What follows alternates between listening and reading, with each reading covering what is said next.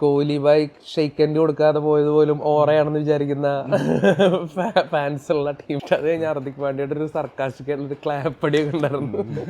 നന്നായി. നമ്മുടെ അടുത്ത് യങ് ടാലൻസ് ഡൊമസ്റ്റിക്കിൽ പെർഫോം ചെയ്യുന്ന യങ് ടാലൻസ് ആണ്. മുംബൈ അടുത്ത യങ് ടാലൻസ് മിനിസ്റ്ററുടെ മോൻ, മറ്റേ ബിസിനസ്സുകാരന്റെ മോൻ. കാരണം സഞ്ജു എല്ലാ കളിയും കളിച്ചിട്ടില്ല, അല്ലെങ്കിൽ ബാക്കി ആരും എല്ലാ കളിയും അങ്ങ് ഫോമായിട്ടൊന്നുമില്ല. പക്ഷെ ജാമിയോട്ടനാണ് രാജസ്ഥാനായിട്ടുള്ള ഫസ്റ്റ് കളി തൊട്ട് ഈ ലാസ്റ്റ് കളി വരെ ഫുൾ എഫേർട്ട് എടുത്ത് കളിച്ചേക്കുന്നത്. സർജന്റെ കംപ്ലീറ്റ്ലി ഒരു മോശം ടീം ഒന്നായിരുന്നില്ല. സർജന്റെ ബോളിംഗ് ആയിരുന്നു, കാരണം ഫസ്റ്റത്തെ കളി നമ്മൾ. അപ്പോൾ വെൽക്കം ബാക്ക് ടു റോട്ടോ ടോക്സ്. അപ്പോൾ നമ്മുടെ IPL ഏകദേശം കഴിയാറായി തുടങ്ങി. നമ്മുടെ ആവേശം പക്ഷെ ഇനിയും ബാക്കിയുണ്ട്. അപ്പോൾ ഇനിയുള്ളത് എന്ന് വെച്ചാൽ സെമിയിൽ കടക്കാനുള്ള അവസാനത്തെ ടീമിനുള്ള പോരാട്ടമാണ്. എന്ന് വെച്ചാൽ RR വേഴ്സസ് KKR. അതിലെങ്ങനെയാ മുംബൈ രക്ഷപ്പെടുത്തുമോ കൊൽക്കത്തേനെ? ഞങ്ങളങ്ങനെ അവരെ രക്ഷപ്പെടുത്തൊന്നുമില്ല. ഇവന്മാരുടെ കളി ഞാൻ ഇത്രയും വർഷമായിട്ട് IPL ഉണ്ട്. മുമ്പ് ഇതുപോലെ വൃത്തിയുടെ കളി കളിക്കണം ഞാൻ ഇപ്പോഴാണ് കാണുന്നത്. കഴിഞ്ഞ കളി KKR കളി ആ ക്യാച്ച് ഡ്രോപ്പിംഗ് ഉണ്ടായല്ലോ, റോബിൻ മിൻസും അതുപോലെ ദീപക് ചഹർ. അത് കഴിഞ്ഞ ഹർദിക് പാണ്ഡ്യയുടെ ഒരു സർക്കാസ്റ്റിക്കായിട്ടുള്ള ക്ലാപ്പടിയൊക്കെ ഉണ്ടായിരുന്നു. നന്നായി. അതായത് ഹർദിക് പാണ്ഡ്യ എന്ന് പറയുന്ന പ്ലെയർ ടീമിലേക്ക് വരുമ്പോൾ ആ ടീം എന്താണ് മനപ്പുറം വളണ്ടറിൽ എല്ലാവരും കൂടി ഇങ്ങനെ പെർഫോം ചെയ്യണമെന്ന് തോന്നി പോകുക. വേറെ ആരും വേണ്ട. തിലക് വർമ്മ എന്ത് ഒരു മോശം സിറ്റുവേഷനിൽ പോലും അത്യാവശ്യം ബെറ്റർ ആയിട്ട് കളിക്കുന്ന, എനിക്ക് നിലവിൽ ഇപ്പോൾ ഇന്ത്യൻ T20 ടീമിലായാലും മുംബൈയിലായാലും കളിക്കുന്നതിൽ ഏറ്റവും ഞാൻ നല്ലൊരു പ്ലെയറായിട്ട് എനിക്ക് ഏറ്റവും തോന്നുന്ന ഒരു പ്ലെയർ തിലക് വർമ്മയാണ്. ആ തിലക് വർമ്മയുടെ ഭാഗത്തുനിന്ന് ഒരു ഭയങ്കര മോശം ഇന്നിങ്സ് വരുന്നു. അത്രത്തോളം ഒരു ടഫ് കണ്ടീഷൻസ് അല്ല. പിന്നെ ഹർദിക് പാണ്ഡ്യ ഒരു മോശം ഇന്നിങ്സ് ആയിരുന്നു, പിന്നെ പോട്ടേന്ന് വയ്ക്കാം. പക്ഷെ എല്ലാവരും മനഃപൂർവ്വം ഇങ്ങനെ മോശം രീതിക്ക് കളിക്കുക എന്നൊക്കെ പറയുമ്പോൾ ഒരു നമ്മൾ പറയില്ല IPL സ്ക്രിപ്റ്റഡ് ആണ്, IPL ഫിക്സഡ് ആണെന്നൊക്കെ പറയണ കേൾക്കാം. അപ്പോൾ അത് അന്യർത്ഥമാക്കുന്ന രീതിയിലൊരു വൃത്തികെട്ട കളി. സത്യം പറഞ്ഞാൽ ഫാൻസിന് ഒന്നുമില്ല. അതായത് നല്ലതും പറയാനില്ല മോശം പറയാനില്ല. അവരെ ആ കൂടി ഈ കളി കണ്ടിട്ട് ഇങ്ങനെ ഇരുന്ന് സത്യം പറയാൻ അത്രയും ഒരു ആരാധകരെ മടിപ്പിക്കുന്ന ഒരു കളിയാണ് സത്യം പറയാൻ കൊൽക്കത്തക്കെതിരെ കളിക്കുന്നത്. എന്താണ് ഒരു ടീമായി എല്ലാരും ഒരുമിച്ച് കളിക്കണ്ടേ? ഇങ്ങനെയാണ് മുംബൈ സച്ചിനൊക്കെ കളിച്ച ടീമല്ലേ, രോഹിത്തൊക്കെ. ഇത് മുംബൈ വൺ ഫാമിലി. എന്ത് വൺ ഫാമിലി? ഇതൊരു അടിക്കുക. നമ്മൾ വിചാരിക്കും ഇത് അടുത്ത കൊല്ലം മാറും, അല്ലെങ്കിൽ പുതിയ ഒരു കാലത്ത് BCC സഖ്യം അല്ല BBC എന്ന് പറഞ്ഞിട്ട് ഇപ്പൊ ബോൾട്ടും ഇല്ല, ചഹറും എല്ലാം കണക്കന്നെ. കഴിഞ്ഞ കഥ പറയണം നിർത്തും മുംബൈ. അല്ല എങ്ങനെ തോറ്റുപോളി ഇത്ര നല്ല ടീം ഉണ്ടായിട്ടെന്നുള്ളത് ഞങ്ങൾക്കൊന്നും സംശയമില്ല. ടീമിന്റെ ഉള്ളിൽ തല്ലോട്ടാണ്. ഹർദിക് വരുമ്പോ മാത്രമാണ് ഇത്. അത് ആ ബുംറയുടെ ഇപ്പൊ ഞാൻ പറയാം, ബുംറ ക്യാപ്റ്റൻസിയില് ഈ കളി തോറ്റെങ്കിലും എനിക്ക് ആ കോർഡിനേഷൻസ് ഒക്കെ കളി കാണുമ്പോൾ എനിക്ക് പിന്നെയും ഒരു കളി കാണാൻ ഒരു തോന്നലുണ്ടാവും. അതിപ്പോ സൂര്യകുമാർ യാദവ് ആണെങ്കിലും. ബട്ട് അത് ഹർദിക്കിലേക്ക് വരുമ്പോ അതില്ല. അത് ആ കളി ഓട്ടോമാറ്റിക്കലി ആ ഒരു ശോകം കളി എന്തായാലും ആവും എന്നുള്ളൊരു ചിന്തയിലേക്ക് വന്നു. പിന്നെ ഇനി രക്ഷപ്പെടുത്താൻ പറ്റുന്നത് ഞാൻ പറഞ്ഞുതരാം. ഇനി കുറെ റിലീസ് ചെയ്യുക കുറെ പ്ലെയേഴ്സിനെ, എന്നിട്ട് ഒരു യങ് ടാലൻസിനെ ഒക്കെ എടുത്ത് ഒന്ന് ടീം ബിൽഡ് ചെയ്യുക. നമ്മുടെ അടുത്ത് യങ് ടാലൻസ് ഡൊമസ്റ്റിക്കിൽ പെർഫോം ചെയ്യുന്ന യങ് ടാലൻസ് ആണ്. മുംബൈ അടുത്ത യങ് ടാലൻസ് മിനിസ്റ്ററുടെ മോൻ, മറ്റേ ബിസിനസ്സുകാരന്റെ മോൻ. അതാണ് മുംബൈ മറ്റേ വൺ ഫാമിലി എന്നൊക്കെ പറയുന്നത്. എന്ത് ഫാമിലി? ഇത് അടിച്ചു പിരിയണ ഫാമിലി. ഇവർക്ക് അങ്ങോട്ട് ഒരു ഗ്രൗണ്ടിലാണ് ഇമാതിരി പരിപാടി കാണിക്കുന്നത്. അതായത് അറ്റ്ലീസ്റ്റ് ഗ്രൗണ്ടിലെങ്കിൽ നിങ്ങൾ പുറത്ത് പല പ്രശ്നങ്ങളുണ്ടാവും. ഇത് ഗ്രൗണ്ടിൽ അതിന്റെ ഇത് ഭയങ്കരമായിട്ട് കാണിക്കും. ഒരു തരത്തിലൊരു കോർഡിനേഷൻ ഇല്ലാതെ ആർക്കോ വേണ്ടി കളിച്ചിട്ട് കൊൽക്കത്തേനെ സിമ്പിളായിട്ട് തോൽപ്പിക്കാവുന്ന ടീമുകൾ മുംബൈക്ക്. ആക്ച്വലി കൊൽക്കത്ത ഫോമിലാണ്, ഓക്കെ ശരി, എന്നാൽ പോലും ഇത് വളരെ ശോകം കളി, വളരെ മോശം കളി കളിച്ചിട്ടാണ്. ഇപ്പോൾ മനീഷ് പാണ്ഡെ പോലത്തെ ഒരു പ്ലെയർ, അദ്ദേഹം ഇപ്പോൾ വെറ്ററൻ പ്ലെയറാണ്, അദ്ദേഹം ഇത്രയും കളി എക്സ്പീരിയൻസ് ഇല്ല. അപ്പോൾ മുംബൈക്ക് ജയിക്കാവുന്ന കളി ഉണ്ടായിരുന്നുള്ളൂ. പക്ഷെ മനീഷ് പാണ്ഡെ ഒക്കെ അടിച്ചിട്ട് മുംബൈ തോക്കുക എന്ന് പറയുമ്പോൾ അത് വളരെ മോശം, പെർഫോമൻസ് വൈസ് ഭയങ്കര മോശം, ഭയങ്കര ഡിസപ്പോയിന്റ് ആണ്. മുംബൈ ഫാൻസ് ഭയങ്കര ഡിസപ്പോയിന്റ്. നമുക്ക് തന്നെ ഭയങ്കര നിരാശ തോന്നുന്നത്. ഇവന്മാര് മുംബൈ തോൽക്കുന്നത് നമുക്ക് അത്ര വലിയ പ്രശ്നമുള്ള കേസല്ല, നമുക്ക് സന്തോഷമുള്ള കാര്യമാണ്. പക്ഷെ ഇത് കണ്ടിട്ട് നമുക്ക് തന്നെ എന്ത് ഇങ്ങനെ അല്ല. ഇനിയിപ്പോ മുംബൈയുടെ കാര്യത്തിൽ നിരാശ തോന്നി, ഇനി ചെന്നൈയുടെ കാര്യത്തിൽ എന്താണ് തോന്നിയത്?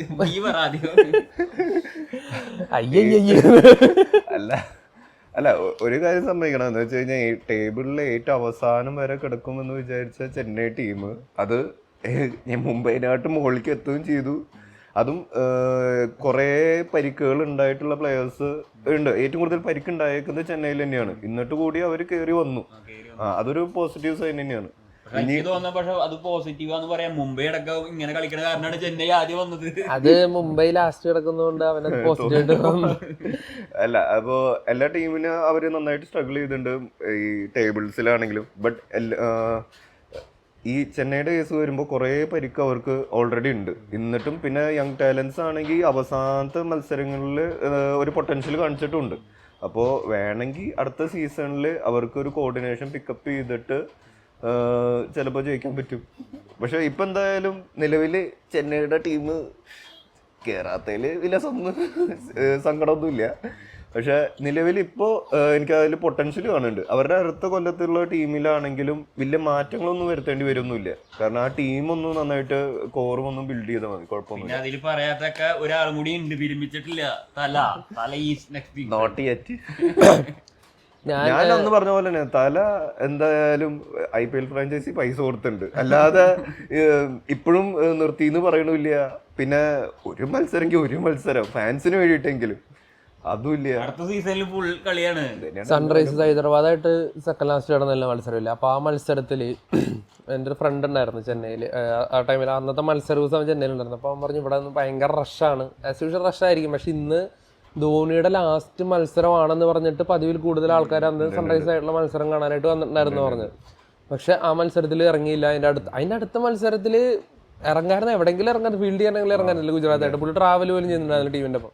എന്നിട്ട് സ്റ്റിൽ അടുത്ത വർഷം ഇനി ഉണ്ടോ അങ്ങനെ ചോദ്യമൊക്കെ അത് ഭയങ്കര അൺനെസസറി ആയിട്ട് ഭയങ്കര വലിപ്പിക്കലാണ്. അപ്പോൾ അതിൻ്റെ ഒന്നും ആവശ്യമില്ല. ഇനിയിപ്പോൾ ടീമിൻ്റെ പെർഫോമൻസ് എടുക്കാം. ടീമിൻ്റെ പെർഫോമൻസ് 12 പോയിൻ്റായിട്ട് നിൽക്കുന്ന ടൈമിൽ 3 കളി ബാക്കിയുണ്ടായിരുന്നു. ആ 3 കളിയിൽ ഇപ്പോഴത്തെ ഒരു സിറ്റുവേഷൻ നോക്കുകയാണെങ്കിൽ ഇപ്പോൾ 2 കളി ജയിച്ചു ചെന്നൈ 16 പോയിന്റ് ആണെങ്കിൽ ചെന്നൈക്ക് ഒരു പ്ലേ ഓഫ് ചാൻസ് ഉണ്ടായിരുന്നു അവിടെ. അതായത് ഇപ്പോൾ രാജസ്ഥാൻ ജയിച്ചാൽ രാജസ്ഥാൻ 16 ആവുള്ളൂ, ഇനിയിപ്പോൾ ചെന്നൈയും 16 ആ ഒരു നെറ്റ് റൺ റേറ്റിൻ്റെ ബലത്തിൽ ഇൻ കേസ് ഇപ്പോൾ പ്ലേ ഓഫ് കിട്ടിയില്ലെങ്കിൽ പോലും നല്ലൊരു ഇതായിട്ട് നമുക്ക് പോകുമായിരുന്നു. പക്ഷെ അവിടെ LSG ആയിട്ട് ജയിക്കേണ്ട കളിയായിരുന്നു, തോറ്റു. കാരണം ആ കളിക്ക് മുന്നേ ജാമി ഓർട്ടർ റൂൾഡ് ഔട്ടായി. അപ്പോൾ ഓൾറെഡി ഇത്രയും ഒരു ടീമിനെ ക്യാരി ചെയ്ത് കൊണ്ടുപോകുന്നത് നമ്മൾ ഇപ്പോൾ ചെന്നൈയുടെ കമൻറ്റ് ബോക്സിലായാലും അല്ലെങ്കിൽ ചെന്നൈ ആരാധകർക്ക് മൊത്തം ജാമി ഓർട്ടൺ ആ ടീമിനെ ഭയങ്കരമായിട്ട് ക്യാരി ചെയ്തുകൊണ്ടുകൊണ്ട് ഫീൽ ഉണ്ടായിരുന്നു. കാരണം സഞ്ജു എല്ലാ കളിയും കളിച്ചിട്ടില്ല, അല്ലെങ്കിൽ ബാക്കി ആരും എല്ലാ കളിയും അങ്ങ് ഫോമായിട്ടൊന്നുമില്ല. പക്ഷെ ജാമി ഓർട്ടനാണ് രാജസ്ഥാനായിട്ടുള്ള ഫസ്റ്റ് കളി തൊട്ട് ഈ ലാസ്റ്റ് കളി വരെ ഫുൾ എഫേർട്ട് എടുത്ത് കളിച്ചേക്കുന്നത്. അത് ബാറ്റിങ്ങിലായാലും ബോളിങ്ങിലായാലും.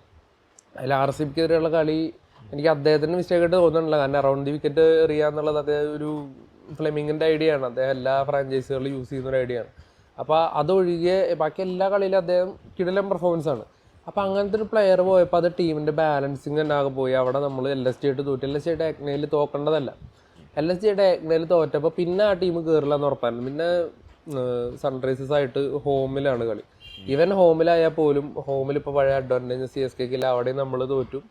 പിന്നെ ഗുജറാത്തായിട്ട് ഉറപ്പായിരുന്നു നോക്കുമെന്ന്, എന്തായാലും തോറ്റു.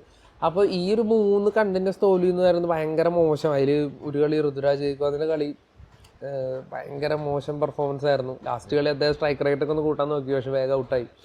അപ്പോൾ പിന്നെ സഞ്ജുവിൻ്റെ കേസ് എന്ന് പറഞ്ഞാൽ സഞ്ജുവിന് ഇന്ത്യൻ്റെ അടിപൊളിയാണ്, പക്ഷേ എപ്പോഴും അതൊരു ലോങ് ഇന്നിങ്സ് ആയിട്ട് കൺവേർട്ട് ആവുന്നില്ല. പിന്നീട് മിഡിലിൽ വരുന്ന ആൾക്കാർ ഇപ്പോൾ ബ്രിവീസ് ഉറ്റ കളിയും കളിച്ചിട്ടില്ല. അപ്പോൾ ബാറ്റിങ്ങിലുള്ള പെർഫോമൻസ് ആണ്. പക്ഷേ എനിക്ക് തോന്നുന്നു ഇതിലേതെങ്കിലും ഒരു കളി, ഇപ്പോൾ അവസാനത്തെ ഏതെങ്കിലും ഒരു കളി സർഫറാസിനൊരു ചാൻസ് കൊടുത്തു നോക്കാറുണ്ട്. കാരണം മിഡിൽ ഓർഡർ ഇത്രയും ഫ്ലോപ്പ് ആവുന്നു. എനിക്ക് തോന്നുന്നു സർഫറാസിനൊക്കെ ഒരു ചെറിയ തോക്കി കിട്ടിയതുകൊണ്ടാവണം ചെന്നൈക്ക് ഇത്രയും ഒരു ആ ഒരു പ്ലെയറെ കളിപ്പിക്കുന്നില്ല. അദ്ദേഹം അത്ര മോശം കളികൾ കണ്ടിന്യൂസ് ആയിട്ട് കളിച്ചിട്ടൊന്നുമില്ല. ബട്ട് സ്റ്റിൽ സർഫറാസിന് ഒരു ബാറ്റിംഗ് ചാൻസ് കൊടുത്തില്ല. പിന്നെ ഏറ്റവും വലിയ പ്രശ്നം ബോളിങ്ങിലായിരുന്നു. അൻഷിൽ കാംബോജിൻ്റെ ഒക്കെ കോൺട്രിബ്യൂഷൻസ് ലാസ്റ്റ് കളിയിലൊക്കെ. പക്ഷേ പർപ്പിൾ ക്യാപ്പിലുണ്ടായിരുന്ന ബോളറാണ്, അപ്പോൾ ഒന്നും പറയാൻ പറ്റില്ല. പിന്നെ മൊത്തത്തിൽ ഇങ്ങനെയാണല്ലോ. പക്ഷേ ഏറ്റവും നല്ല വശം എന്താണെന്ന് പറഞ്ഞാൽ പ്ലേ ഓഫ് കയറിയില്ല. കാരണം ഇൻ കേസ് പ്ലേ ഓഫിൽ കയറിയിരുന്നെങ്കിൽ അടുത്ത വർഷം ഇതേ കോച്ചിങ് സ്റ്റാഫായിട്ട് ടീം വീണ്ടും ഇറങ്ങായിരുന്നു. കാരണം പ്ലേ ഓഫിൽ കയറ്റി അടുത്ത വർഷം ഇതേ ടീമായിട്ട് ഇറങ്ങും.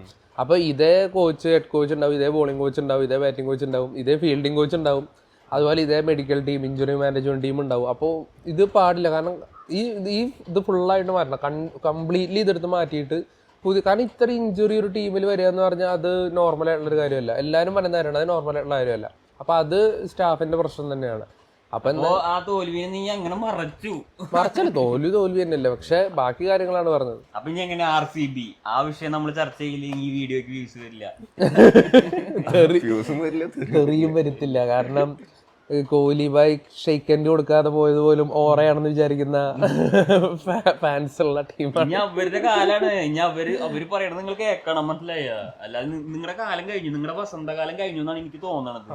ഇനി RCBയുടെ കാലാണ്. ഇനി ഇപ്പത്തെ സിറ്റുവേഷനിൽ എങ്ങനെ RCB വിൻ ടൈറ്റിൽ? RCB എനിക്കൊന്ന് സാൾട്ട് കൂടി വരുന്നുണ്ടെന്ന് തോന്നുന്നു.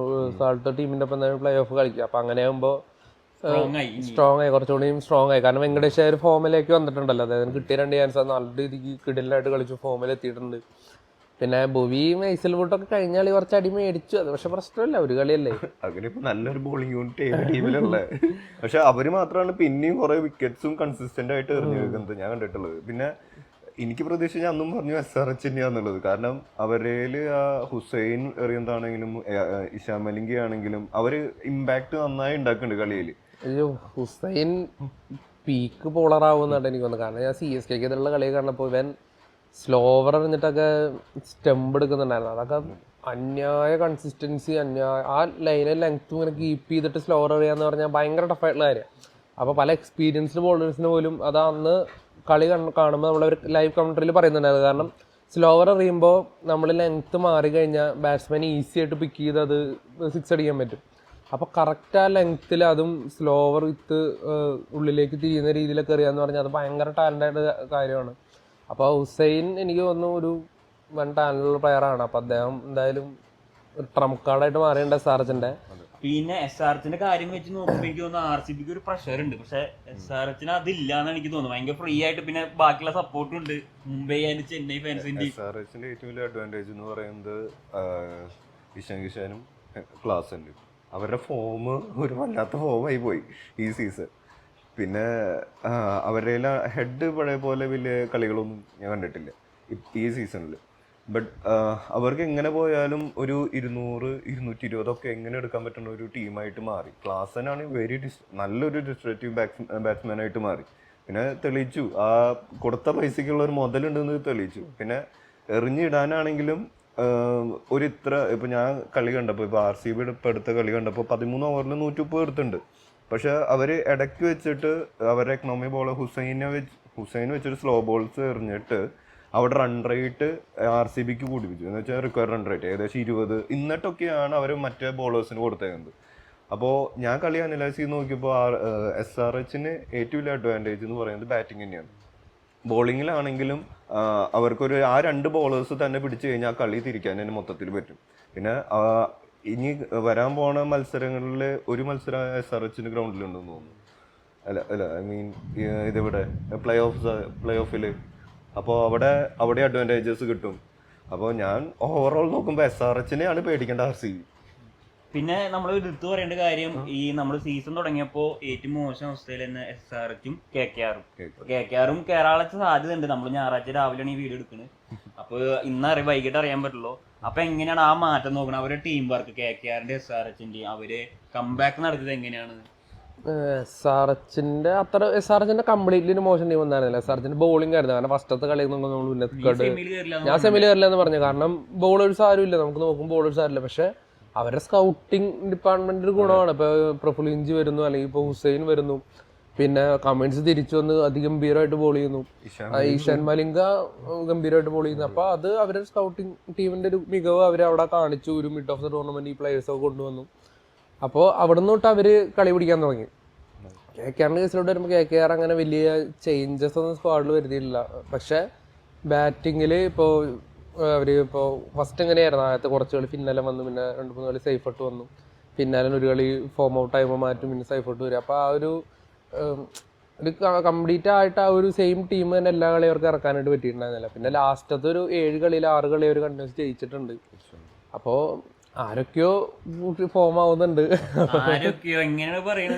കാരണം മനീഷ് പാണ്ഡെ എന്ന് പറയുന്ന പ്ലെയർ ഒന്നും ഒരിക്കലും ഞാൻ ആ ലെവലിൽ കളിക്കുമെന്ന് വിചാരിച്ചല്ല. പക്ഷെ മനീഷ് പാണ്ഡെയുടെ ഒരു ഫീൽഡിങ്ങിൽ ഒരു ക്യാച്ച് അദ്ദേഹം ഒരു അതിഗംഭീര കാഴ്ച എടുക്കുന്നു. അപ്പോൾ തന്നെ സോഷ്യൽ മീഡിയയിൽ ഫുൾ മനീഷ് പാണ്ഡെ പോസ്റ്റുകൾ കൊണ്ട് അറിയുന്നുണ്ട്. അപ്പോൾ എന്നിട്ട് അവരൊരു കളി ബാറ്റിങ്ങിന് കൊടുക്കുന്നു, ആ കളി അദ്ദേഹം ഫോം ആവുന്നു. അപ്പോൾ എല്ലാം ഒരു അത്ഭുതമായിട്ട് തോന്നുകയാണ്. ഇനിയിപ്പോ ഈ സെമിയിൽ ഇറങ്ങിയതിൽ ആരും അങ്ങനെ പറയാത്ത ടീമാണ് GT. താങ്കൾക്ക് GT കപ്പ് എടുക്കുന്നതിനെ പറ്റി എന്താണ് അഭിപ്രായം? കപ്പ് എടുക്കാത്തവര് കപ്പ് എടുക്കട്ടെ, ഞാൻ പഞ്ചാബ് എടുക്കട്ടെ എന്ന് പറയണേ. അല്ല, ഈ ഗില്ലിനോട് ചിലവർക്ക് ദേഷ്യമുള്ള പോലെ എനിക്ക് തോന്നിയിട്ടുണ്ട്. അത് കാരണം GT എടുക്കണ്ടെന്ന് പറയണവരുണ്ട്. അങ്ങനെ തോന്നിയിട്ടുണ്ട്. ഗില്ലിനോട് ദേഷ്യം തോന്നുന്നത് ഒരു പക്ഷേ ഇപ്പൊ ക്യാപ്റ്റൻസിയിൽ വരുമ്പോ ഗില്ലിനോട് ദേഷ്യം തോന്നുന്നുണ്ടാവും ചില സമയത്തൊക്കെ. അത് സഞ്ജു ആവാം, സഞ്ജു ഫാൻസിന് അങ്ങനെ വേണമെങ്കിൽ പറയാം. പിന്നെ അടുത്ത ഒരു വേണമെങ്കിൽ ശ്രേയസ് അയ്യറിന്റെ ഫാൻസിനും വേണമെങ്കിൽ പറയാം. ഇങ്ങനത്തെ കേസസ് നോക്കുമ്പോൾ ഗില്ലിനോട് ഒരു ദേഷ്യം തോന്നിയേക്കാം. പക്ഷെ ആസ് എ പ്ലെയർ ഗില്ലൊരു നല്ല പ്ലെയർ തന്നെയാണ്. ബാറ്റിങ്ങിലോടാണെങ്കിലും ഇപ്പോൾ ക്യാപ്റ്റൻസി ആണെങ്കിലും ഇപ്പോൾ ടീം ഏകദേശം ആ ടോപ്പ് 3 തന്നെ ഒരു 1.5 ടീം അല്ല, ആ ടോപ്പ് 3 ബാറ്റ്സ്മാൻ തന്നെ നോക്കുമ്പോൾ അവർ തന്നെയാണ് കൂടുതൽ കോൺട്രിബ്യൂട്ട് ചെയ്തത് ഓറഞ്ച് ക്യാപ്പ് നോക്കുമ്പോഴാണെങ്കിലും. അപ്പോൾ പിന്നെ പോരാത്തതിന് റബാഡയും ഞാൻ അത്ര ഫോമാവെന്ന് വിചാരിച്ചില്ല, ബട്ട് ഫോമായി ഈ സീസൺ. അപ്പോൾ GT അൺപ്രഡിക്റ്റഡ് ടീമായിട്ട് മാറി. ശ്രേയസ് അയ്യരും സഞ്ജുവിനെ വെച്ചിരിക്കുമ്പോൾ ഒരു മിനിമം ഗ്യാരണ്ടി ഉള്ളത് ഗില്ലിന് തന്നെയാണ്. ഇപ്പൊ ഗില്ല് കപ്പ് എടുക്കുകയാണെങ്കിൽ നമ്മുടെ ഇന്ത്യൻ ടീമിലേക്കുള്ള ഒരു വാതിൽ വീണ്ടും തുറക്കുമെന്ന് തോന്നുന്നുണ്ടോ?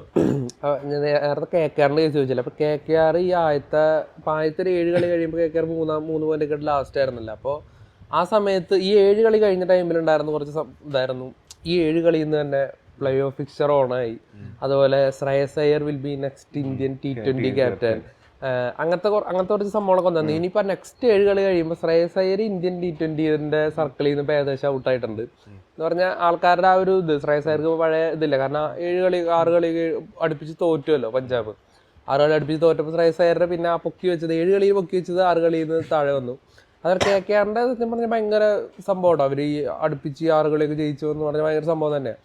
അപ്പോൾ അതിപ്പോൾ റഹാനയുടെ ക്യാപ്റ്റൻസി ആണോ അതപ്പോൾ ടീമിലെ ബാക്കി പ്ലേയേഴ്സിൻ്റെ എഫേർട്ട്, എല്ലാവരെയും ഒരു കംപ്ലീറ്റ് എഫേർട്ട് തന്നെയാണ്. അപ്പോൾ അതെടുത്ത് പറയണം. അപ്പോൾ എന്തായാലും KKR കയറുകയാണെങ്കിൽ വൻ അത്ഭുതമായിട്ടുണ്ടാവും. കാരണം ഇപ്പോൾ നമ്മൾ മുംബൈ ഒക്കെ 5 കളി തോറ്റ് കയറുന്ന ആ ഒരു സീസൺ ഇപ്പോൾ എല്ലാവരും പറയാറുണ്ട്. അതുപോലത്തെ ഒരു അത്ഭുത സീസണായിട്ട് മാറും. ഇനിയിപ്പോൾ GTയുടെ കേസ് പറഞ്ഞാൽ GTയുടെ കളി എന്ന് പറയുന്നത് ആരെയും പൊതുവെ അങ്ങനെ എക്സൈറ്റ് ചെയ്യിക്കുന്നൊരു സംഭവമല്ല. കാരണം ഇപ്പോൾ ഗില്ലായാലും സുദർശനായാലും ഇപ്പോൾ ചില ആൾക്കാരൊക്കെ കമൻറ്റ് ചെയ്യുന്നതാണ്, സുദർശൻ ഇനിയിപ്പോൾ 2000 റൺസ് സ്കോർ ചെയ്താലും അതിൽ ഒറ്റ റണ്ണ് പോലും എന്നെ എക്സൈറ്റ് ചെയ്യിക്കില്ല. കാരണം GTയുടെ കളി പൊതുവെ ആൾക്കാരെ അങ്ങനെ കാണാൻ താല്പര്യപ്പെടുന്നില്ല, അല്ലെങ്കിൽ ആൾക്കാരെ എക്സൈറ്റ് ചെയ്യിക്കുന്നില്ല. ഇപ്പോൾ ഗില്ലിൻ്റെ കളിയായാലും അങ്ങനെ എക്സൈറ്റ് ചെയ്യിക്കുന്നില്ല, സുദർശൻ്റെ കളി അങ്ങനെ എക്സൈറ്റ് ചെയ്യിക്കുന്നില്ല. കാരണം ഇപ്പോഴത്തെ ഒരു മോഡേൺ T20 ശൈലിയിലല്ല അവർ ബാറ്റ് ചെയ്യുന്നത്. അവർ കുറച്ചുകൂടി ക്ലാസ് ആയിട്ട് കളിക്കുന്ന ആൾക്കാരാണ്, പക്ഷെ പ്രൊഡക്റ്റീവാണ്. അറ്റ് ദ സെയിം ടൈം ആ പ്രൊഡക്റ്റീവാണ്. നല്ല രീതിയിൽ റൺ റേറ്റ് വരുന്നുണ്ട്, കൂടുതലും ബൗണ്ടറീസ് 4കളിലൂടെ റണ്ണ് വരുന്നുണ്ടാവുക. അന്യായ കൺസിസ്റ്റൻസിയാണ്. അതും ഒരു സീസണിലല്ല, കണ്ടിന്യൂസ് സീസണുകളായിട്ട് അവർ അത്രയും കൺസിസ്റ്റൻ്റ് ആയിട്ട് കളിക്കുന്ന പ്ലേയേഴ്സാണ്. ഇപ്പോൾ ഈ ടോപ്പ് 3 എന്ന് പറയുന്നുണ്ട്. ഈ ടോപ്പ് 3 കഴിഞ്ഞാൽ എടുത്ത ആ ടീമിനെ വീഴ്ത്താം, ഈസിലി വീഴ്ത്താം. വേറെ അങ്ങനെ ഇപ്പോൾ സുന്ദറൊക്കെ കളിച്ചാലായി. പക്ഷേ ഈ ഗില്ലും അതുപോലെ തന്നെ സുദർശനെ ഔട്ടാക്കുക എന്ന് പറയുന്നത് ഭയങ്കര ടാസ്ക്കാണ്. നിങ്ങൾ എത്ര സ്കിൽഡ് ബോളർ ആയിക്കോട്ടെ, പക്ഷെ IPL ഇവരെ പെട്ടെന്ന് തന്നെ ഔട്ടാക്കുക എന്ന് പറയുന്നത്, ഇപ്പോൾ അഭിഷേക് ശർമ്മേനെ സൂര്യവംശിനൊക്കെ നമുക്ക് വേഗം വേണമെങ്കിൽ ഏതെങ്കിലും കളി ഔട്ടാക്കാൻ സാധിക്കും. ഒന്ന് പ്ലാൻ ചെയ്ത് വല്ല ബൗൺസറൊക്കെ ഇട്ട് കൊടുത്തു കഴിഞ്ഞാൽ ഔട്ടാക്കാനായിട്ട് പറ്റും. പക്ഷേ ഈ 2 പ്ലേയേഴ്സും ഇവർക്ക് ആ സിറ്റുവേഷൻ അറിയാം, ടീമിൻ്റെ സിറ്റുവേഷൻ അറിയാം. അപ്പോൾ അതനുസരിച്ചിട്ട് ഇവർ ഭയങ്കര കാൽക്കുലേറ്റ് ആയിട്ടാണ് കളിക്കുന്നത്. അപ്പോൾ ഫസ്റ്റ് ബാറ്റിംഗ് ഒക്കെ കിട്ടുകയാണെങ്കിൽ ഇവർ ഈസിലി 200-220 ആ ടീമിനെ എത്തിക്കും. കാരണം അങ്ങനെ ആ ഒരു കാൽക്കുലേറ്റ് ചെയ്ത രീതിയിൽ അവർ കളിക്കുകയുള്ളൂ. ഇനിയിപ്പോൾ സെക്കൻഡ് ബാറ്റിംഗ് ആയാലും ഇവർ അങ്ങനെ തന്നെ കളിക്കുകയുള്ളൂ. അവരുടെ ആ ഒരു പേസിലൊന്നും വലിയ മാറ്റം വരില്ല. പിന്നെ ഉള്ളത് എക്സ്ട്രാ കൊണ്ട് ഒരു ബോളിംഗ് ലൈനപ്പാണ്. അപ്പോൾ അതിൽ തന്നെ എടുത്ത് പറയേണ്ടത് ഫസ്റ്റത്തെ 6 ഓവറിൽ വരുന്ന റബാഡയും സിറാജും. സഞ്ജു ഒക്കെ ക്ലൂലെസ് ആയിട്ടായിരിക്കും ബാറ്റ് ചെയ്തിട്ടുണ്ടാവുമെന്ന് തോന്നുന്നു ലാസ്റ്റ് കളി മറ്റേ സിറാജിൻ്റെ ബോൾ. അപ്പോൾ ഒരു പേസ് അഡ്വാൻറ്റേജ്, ചിലപ്പോൾ ഗുജറാത്തിലാണ് പ്ലേ ഓഫ് മത്സരങ്ങളൊക്കെ വരുന്നത്. അപ്പോൾ ഒരു പേസ് അഡ്വാൻറ്റേജിന് പേസർമാർക്ക് അഡ്വാൻറ്റേജ് ഉള്ള ഒരു പിച്ച് ഉണ്ടാക്കി കഴിഞ്ഞാൽ ഗുജറാത്ത് അവിടെ ഈസി വിന്നായിരിക്കും. അപ്പോൾ ആരും എക്സൈറ്റ് ചെയ്യിച്ചില്ലെങ്കിലും കപ്പ് അവരെടുത്തു കഴിഞ്ഞാൽ അത്ഭുതപ്പെടാനൊന്നുമില്ല. അല്ല, ആരും എക്സൈറ്റ് ചെയ്യണ്ട, എല്ലാവരും ആഗ്രഹിക്കുന്നത് റിസൾട്ട് തന്നെയാണല്ലോ. എൻ്റെ ഫാൻസ് എല്ലാവരും ആഗ്രഹിക്കുന്നത്. പിന്നെ ഗില്ലിൻ്റെ കാര്യം പറഞ്ഞല്ലോ. ഇപ്പൊ ഗില്ലിന്റെ കേസിലാണ്. ഗില്ല് ഇപ്പൊ ഗില്ല് തന്നെ പറഞ്ഞു, ഞാൻ T20 കഴിഞ്ഞ IPL കുറെ വർഷങ്ങളായിട്ട് നല്ല ഫോമിലാണ്, നല്ല സ്ട്രൈക്ക് റേറ്റ് ഉണ്ട്. അപ്പൊ എന്നെ T20 ടീമിൽ നിന്ന് കളയുന്നത് ശരിയല്ല എന്ന രീതിയിൽ ഇപ്പൊ ഇന്ത്യൻ T20 ടീമിലെ പ്ലേയേഴ്സ് നോക്കുകയാണെങ്കിൽ ഇപ്പൊ അഭിഷേക് ശർമ്മ ഒക്കെ ഫോമിലാണ് എന്ന് വിചാരിക്കും. ഇപ്പൊ സഞ്ജുവും കുഴപ്പമില്ല, കൺസിസ്റ്റൻസി ഇല്ലെങ്കിൽ 2 സെഞ്ചുറി ഒക്കെ അടിച്ചുകൊണ്ട് കുഴപ്പമില്ല, ടീമിൽ നിൽക്കും. പിന്നീട് അങ്ങോട്ട് വരുന്നത് സൂര്യകുമാർ യാദവ് ആണ്. സൂര്യകുമാർ യാദവിന്റെ കേസ് ഇപ്പോഴും ഡൗട്ട്ഫുൾ ആണ്. അതേപോലെ ഒരു സീരീസ് കളിക്കും. പിന്നെയുള്ളത് തിലക് വർമ്മയും ഫോം ഔട്ട് എന്ന് പറയാൻ പറ്റില്ലെങ്കിൽ തിലക് വർമ്മ ടീമിൽ നിന്ന് പോകാനായിട്ട് ചാൻസ് ഇല്ല. പക്ഷെ ബാക്കി വരുന്ന ഇൻക്ലൂഡിങ് ബുംറ അടക്കമുള്ള ബാക്കി അക്സർ പട്ടേൽ ആയിക്കോട്ടെ, വരുൺ ചക്രവർത്തി ആയിക്കോട്ടെ, ബുംറ ആയിക്കോട്ടെ, അർഷദീപ് ആയിക്കോട്ടെ, അർഷദീപ് ഒക്കെ ഭയങ്കര മോശമാണ്. അപ്പൊ ഇന്ത്യൻ T20 ടീമിലെ പ്ലേയേഴ്സ് ഇപ്പൊ ഹാർദിക് പാണ്ഡ്യ, ശിവം ദുബെ, അതുപോലെ റിങ്കു സിംഗ് അടക്കമുള്ള പ്ലേയേഴ്സ് ഒക്കെ ഒരു ഫോം ഔട്ടിന്റെ ഒരു വക്കിൽ തന്നെയാണ്. അപ്പം എനിക്ക് തോന്നുന്നു ഇപ്പൊ IPL എടുക്കുകയാണെങ്കിൽ ഇപ്പൊ വൈഭവ് സൂര്യവംശി അടക്കം, അല്ലെങ്കിൽ ഇപ്പൊ പ്രിയാൻഷ് ആര്യ, പ്രഭ്സിമ്രാൻ സിംഗ്, ഓപ്പണിങ്ങിലൊക്കെ അത്രയും കോമ്പറ്റീഷനാണ്.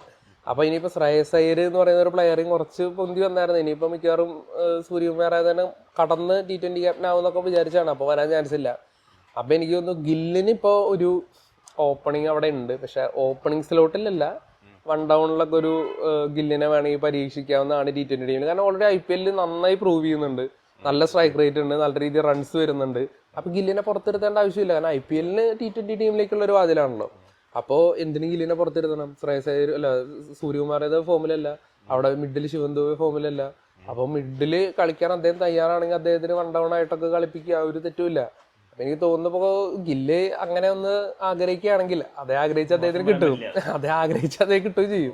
ഇനിയിപ്പോ നമ്മൾ സഞ്ജു പോയപ്പോ RR എല്ലാരും ഒഴിവാക്കിയതാണ്. പക്ഷെ നിലവിലെ കണ്ടീഷനിൽ RR കോമ്പറ്റീഷനിലുണ്ട്. ഇനിയിപ്പോ സഞ്ജു ഇല്ലാതെ കപ്പ് ഉയർത്തുവോ? കപ്പ് ഉയർത്തണമെങ്കിൽ ആദ്യം ജയിക്കണം മുംബൈ ആയിട്ടാണ്. അപ്പൊ അത് ഈസി ടാസ്ക്, ജയിച്ചു എന്ന് വിചാരിക്കാം. ഇനിയിപ്പോ നാളെ തോക്കും. കൊൽക്കത്തക്ക് വേണ്ടിട്ട് ജയിക്കും. ഞങ്ങൾ ഷാറുഖ് ഖാന് വേണ്ടി അമ്പാനി.